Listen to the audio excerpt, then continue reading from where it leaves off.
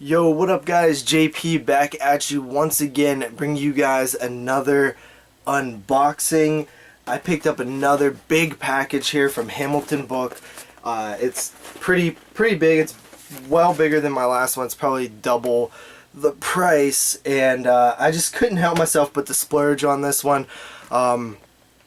Recently got, a little bit extra money coming in for a little while, so I figured, you know what, I'm gonna spoil myself and get me some awesome horror Blu-rays. These are all Blu-rays. I'm pretty excited. Like I said, it's a big massive box. There's something shaking around in there. I hope it's not a loose disc, and it's just like the way that it's packaged. They package these things like a giant Tootsie Roll. Isn't that funny? But it has this rip thing here that makes it easy to open. It like separates into two halves. So without further ado, let's jump into it and I'll show you guys what I picked up.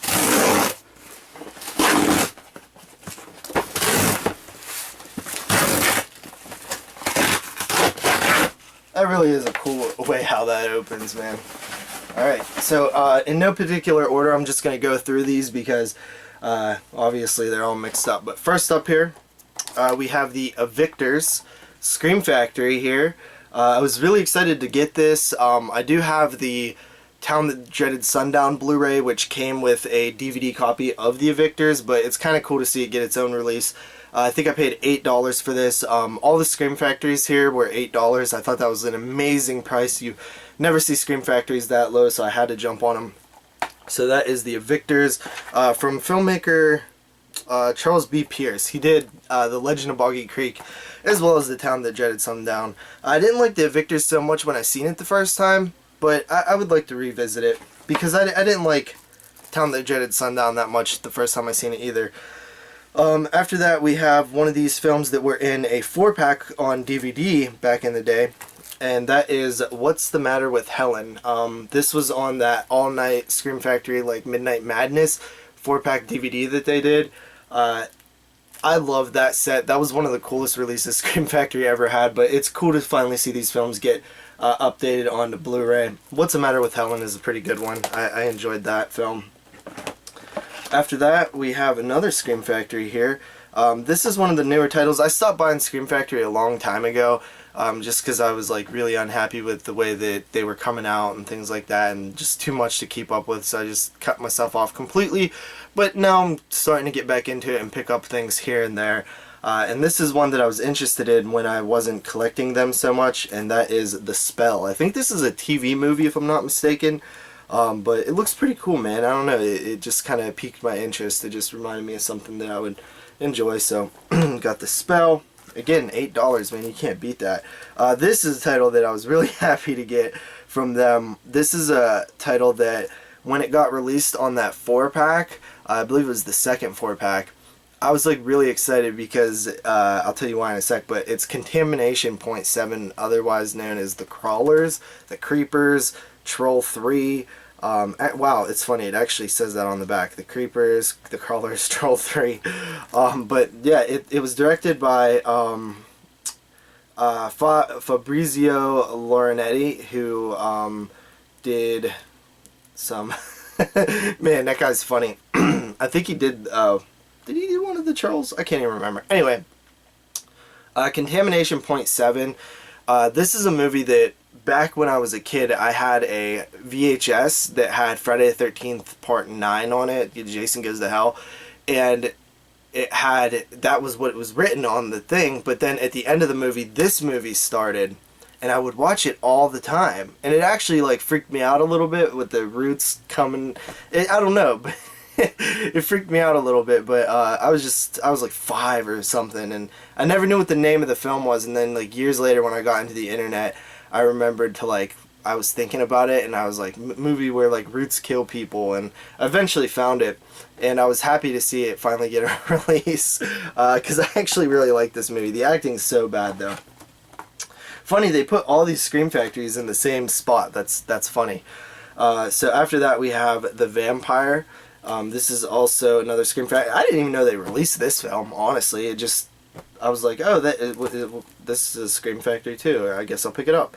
I think this might be like a, I don't know if it was a public domain or something, but you know, I'm always down with picking 1957, picking up some of the older films too. Alright, this one is not a Scream Factory, but I did want to pick this up for quite a while. It's a film that I did really like when it came out. I had a screener of it, did a review for it, and the filmmaker is one of my favorite filmmakers, and that's Adam Green's Digging Up the Marrow. I didn't absolutely love this film, but I thought it was pretty good, and I've wanted to revisit it ever since it came out. So yeah, really excited to kind of dig back into that. I've always been a huge Adam Green fan. His commentaries are great. I really love his enthusiasm for the genre and stuff. After that, we have a 20th Century Fox release, I guess. It is The Voyage to the Bottom of the Sea. And this is like just one of those sci-fi 50s or 60s films that 61 actually. I just like them. You know, I don't know a lot about them, but I've always kind of wanted to get more into that area there, so I picked it up. It was pretty cheap. After that, we have a this is actually, I didn't even know that this is a Code Red release. 1972, I believe it is.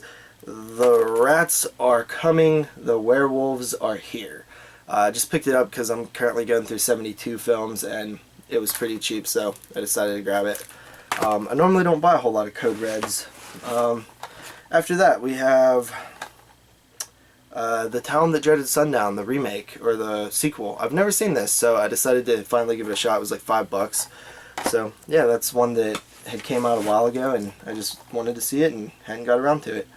After that, we have The Bye-Bye Man, which a lot of people were probably laughing at that.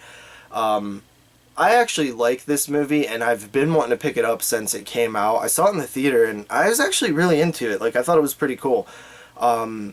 Everybody else hated it. I think I might be the only person that liked it, but I thought it was dope, so I grabbed it. Almost done here, just a couple more. After that, we have another 1972 film, another Code Red film, and that is The Man with Two Heads.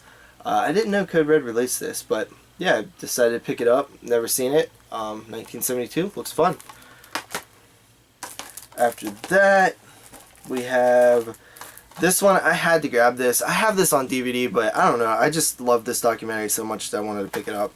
It is Never Sleep Again. I paid $10 for it. Not the best price, you know, not super discounted, but I just really wanted it, so I grabbed it.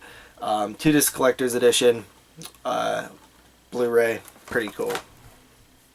After that, we have our lone Scorpion release here, and that is Tower of Evil, which is another 1972 movie. So pick this up because it's a 1972 movie, and I'm going through them, and it looks pretty cool. I actually started watching that one, and it looked kind of fun. Last two here, I got a couple of Vinegar Syndromes at a decent price. Dear Dead Delilah, which is pretty, I don't know anything about it, but I love Vinegar Syndrome. They're so awesome. Their transfers are always so good, so grab that. And then this one, which is this is I know something about this one.